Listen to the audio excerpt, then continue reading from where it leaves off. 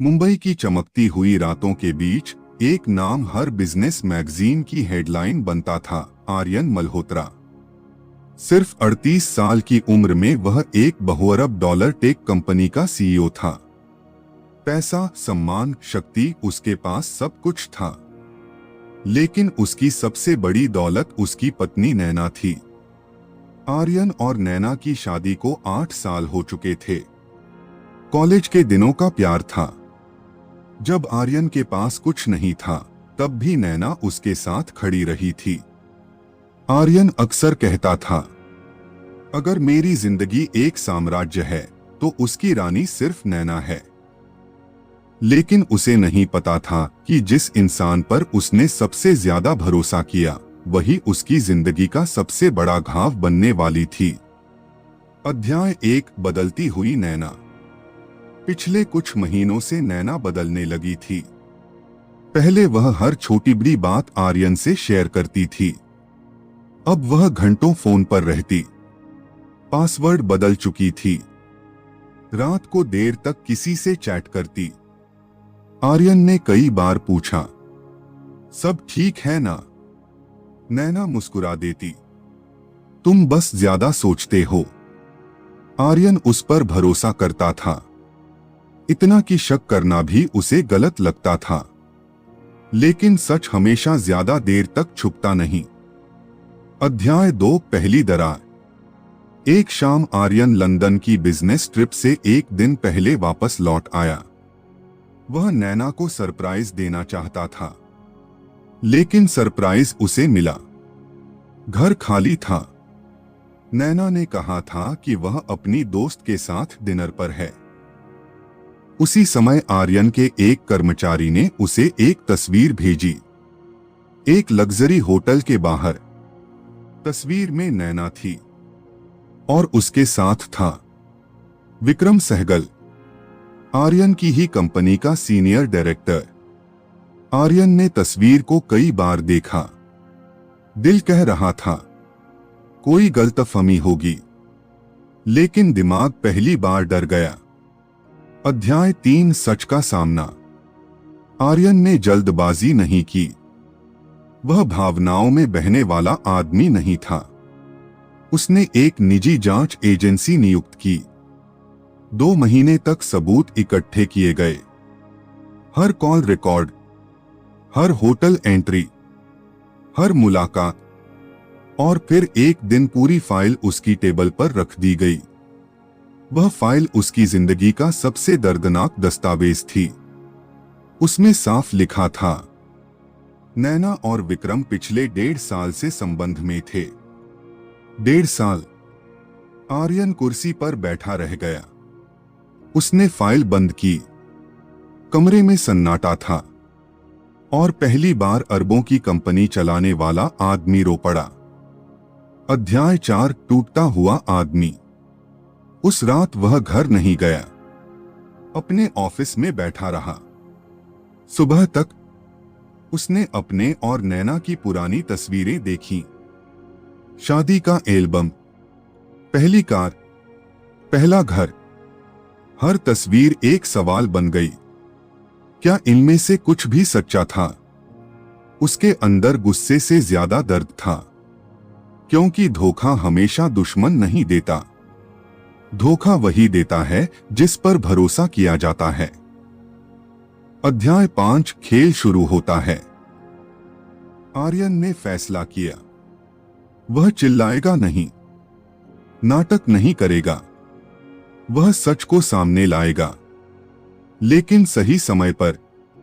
सबसे पहले उसने विक्रम की वित्तीय गतिविधियों की जांच शुरू करवाई। कुछ ही दिनों में एक और बड़ा सच सामने आया। विक्रम सिर्फ अफेयर नहीं चला रहा था, वह कंपनी के फंड्स का भी गलत इस्तेमाल कर रहा था। फर्जी कॉन्ट्रैक्ट्स, कमीशन, मनी लॉन्ड्रिंग, करोड़ों रुपए की धोखाधड़ी।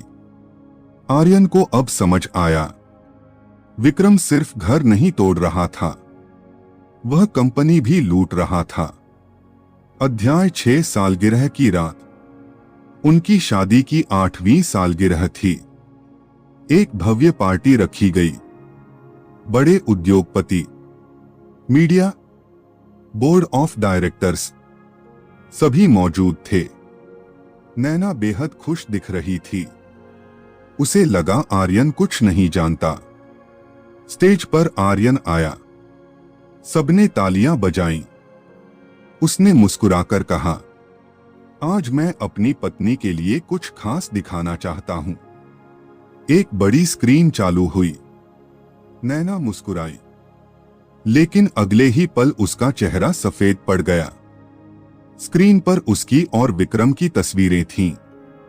वीडियो थे, होटल रिकॉर्ड थे, चैट्स थीं। पूरा हॉल शांत हो गया। विक्रम के हाथ कांपने लगे। नैना की आंखों से आंसू निकलने लगे। अध्याय 7 सार्वजनिक पतन। आर्यन ने सिर्फ एक वाक्य कहा, मैंने तुम्हें सब कुछ दिया, बस ईमानदारी मांगी थी। नैना रोने लगी। आर्यन, मेरी बात सुनो। लेकिन बहुत देर हो चुकी थी। उसी समय कंपनी के लीगल अधिकारी आगे आए। विक्रम को वित्तीय धोखाधड़ी के आरोप में गिरफ्तार कर लिया गया। मीडिया में अगले दिन यही खबर थी। अध्याय 8 जेल का रास्ता। जांच बढ़ी। करोड़ों की हेराफेरी साबित हो गई। कई दस्तावेज सामने आए, कई गवाह मिले। अदालत ने विक्रम को आर्थिक अपराधों का दोषी माना। उसे लंबी जेल सजा मिली। जिस आदमी को नैना ने आर्यन से बेहतर समझा था, वह एक अपराधी निकला। अध्याय 9 खाली महल। उधर आर्यन ने तलाक की अर्जी दाखिल कर दी। नैना ने विरोध नहीं किया, क्योंकि उसके पास कोई जवाब नहीं था। वह उसी घर में अकेली रह गई, जहां कभी हंसी गूंजती थी, अब सिर्फ सन्नाटा था। उसके दोस्त दूर हो गए। समाज उसे दोषी मानने लगा। लेकिन सबसे बड़ी सजा समाज नहीं था। सबसे बड़ी सजा थी पछतावा। अध्याय 10 आखिरी मुलाकात। तलाक की अंतिम सुनवाई से पहले नैना ने आर्यन से मिलने की विनती की। कई महीनों बाद दोनों आमने सामने बैठे। नैना की आंखों के नीचे काले घेरे थे। वह पहले जैसी नहीं रही थी। उसने धीरे से कहा, मैंने गलती की। आर्यन चुप रहा। मुझे लगा था मैं खुश नहीं हूं। मुझे लगा था पैसा सब कुछ नहीं है। आंसू गिरने लगे। लेकिन मुझे बाद में समझ आया कि तुमने मुझे प्यार दिया था, सम्मान दिया था। आर्यन सिर्फ सुनता रहा। अध्याय 11 विनती। नैना घुटनों पर बैठ गई। कृपया मुझे एक मौका और दे दो। मैं सब ठीक कर दूंगी। मैं फिर कभी ऐसी गलती नहीं करूंगी। आर्यन की आंखें भी नम थीं, लेकिन उसकी आवाज स्थिर थी। तुम समझती हो कि समस्या अफेयर थी। नहीं, समस्या यह थी कि जब तुम खुश नहीं थीं, तब तुमने मुझसे बात नहीं की।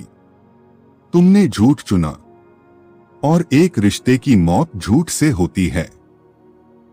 अध्याय 12 अंतिम फैसला। अदालत में तलाक मंजूर हो गया। 8 साल का रिश्ता कानूनी रूप से खत्म हो गया। कागज पर सिर्फ एक हस्ताक्षर था, लेकिन उस हस्ताक्षर के पीछे हजारों यादें दफन थीं। नैना रोती रही।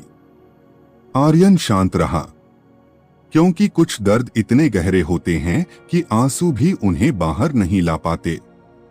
अध्याय 13 देर से आया पछतावा।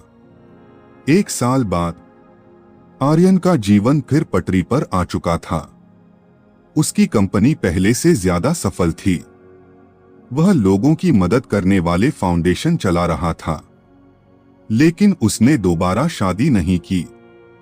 वहीं दूसरी ओर नैना एक छोटे अपार्टमेंट में रहती थी।